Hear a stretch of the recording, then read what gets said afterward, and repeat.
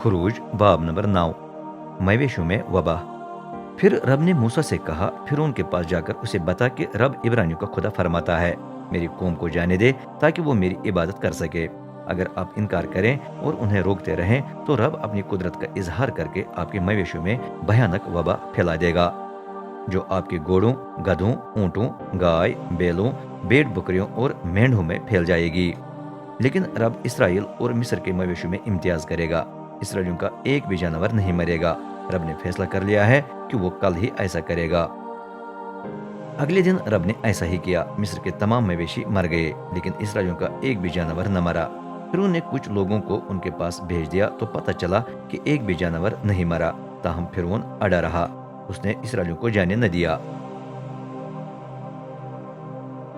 फोड़े फुंसियां। फिर रब ने मूसा और हारून से कहा, अपनी मुठियां किसी भट्ठी के राख से भरकर फिरौन के पास जाओ। फिर मूसा फिरौन के सामने ये राख हवा में उड़ा दे। ये राख बारीक धूल का बादल बन जाएगी जो पूरे मुल्क पर छा जाएगा। उसके असर से लोगों और जानवरों के जिस्मों पर फोड़े फंसियां फूट निकलेंगे। मूसा और हारून ने ऐसा ही किया। वो किसी भट्टी से राख लेकर फिरौन के सामने खड़ा हो गए। मूसा ने राख को हवा में उड़ा दिया तो इंसानों और जानवरों के जिस्मों पर फोड़े फंसियां निकल आए। इस मर्तबा जादूगर मूसा के सामने खड़े भी न हो सके, क्योंकि उनके जिस्मों पर भी फोड़े निकल आए थे। तमाम मिस्रियों का यही हाल था, लेकिन रब ने फिरौन को जिद्दी बनाए रखा, इसलिए उसने मूसा और हारून की न सुनी। यूं वैसा ही हुआ जैसा रब ने मूसा को बताया था। ओले। इसके बाद रब ने मूसा से कहा, सुबह सवेरे उठ और फिरौन के सामने खड़े होकर उसे बता कि रब इब्रानियों का खुदा फरमाता है, मेरी कौम को जाने दे ताकि वो मेरी इबादत कर सकें, वरना मैं अपनी तमाम आफतें तुझ पर, तेरे अहदेदारों पर और तेरी कौम पर आने दूंगा।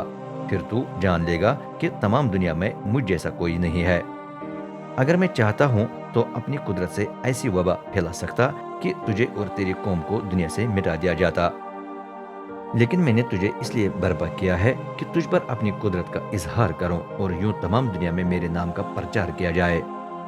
तू अभी तक अपने आप को सरफराज करके मेरी कौम के खिलाफ है और उन्हें जाने नहीं देता, इसलिए कल मैं इसी वक्त भयानक किस्म के ओलों का तूफान भेज दूंगा। मिस्री कौम की इब्तिदा से लेकर आज तक मिस्र में ओलों का ऐसा तूफान कभी नहीं आया होगा। अपने बंदों को अभी भेजना ताकि वो तेरे मवेशियों को और खेतों में पड़े तेरे माल को लाकर महफूज कर लें, क्योंकि जो भी खुले मैदान में रहेगा वो ओलों से मर जाएगा, वह इंसान हो या हैवान। फिर उनके कुछ अहदेदारों रब का पैगाम सुनकर डर गए और भागकर अपने जानवरों और गुलामों को घरों में ले आए, लेकिन दूसरों ने रब के पैगाम की परवाह न की। उनके जानवर और गुलाम बाहर खुले मैदान में रहे। रब ने मूसा से कहा, अपना हाथ आसमान की तरफ बढ़ा दे, फिर मिस्र के तमाम इंसानों, जानवरों और खेतों के पौधों पर ओले पड़ेंगे। मूसा ने अपनी लाठी आसमान की तरफ उठाई तो रब ने एक जबरदस्त तूफान भेज दिया। ओले पड़े, बिजली गिरी और बादल गरजते रहे। ओले पड़ते रहे और बिजली चमकते रही। मिस्री कौम की इब्तिदा से लेकर अब तक ऐसे खतरनाक ओले कभी नहीं पड़े थे। इंसानों से लेकर हैवानों तक खेतों में सब कुछ बर्बाद हो गया। ओलों ने खेतों में तमाम पौधे और दरख्त भी तोड़ दिए। वो सिर्फ जश्न के इलाके में न पड़े जहां इसराइली आबाद थे। तब फिर उन्हें मूसा और हारून को बुलाया। उसने कहा, इस मर्तबा मैंने गुनाह किया है, रब हक पर है, मुझसे और मेरी कौम से गलती हुई है। ओले और खुदा की गरजती आवाजें हद से ज्यादा हैं। रब से दुआ करो ताकि ओले रुक जाएं। अब मैं तुम्हें जाने दूंगा, अब से तुम्हें यहाँ रहना नहीं पड़ेगा। मूसा ने फिरौन से कहा, मैं शहर से निकलकर दोनों हाथ रब की तरफ उठाकर दुआ करूंगा, फिर गरज और ओले रुक जाएंगे और आप जान लेंगे कि पूरी दुनिया रब की है।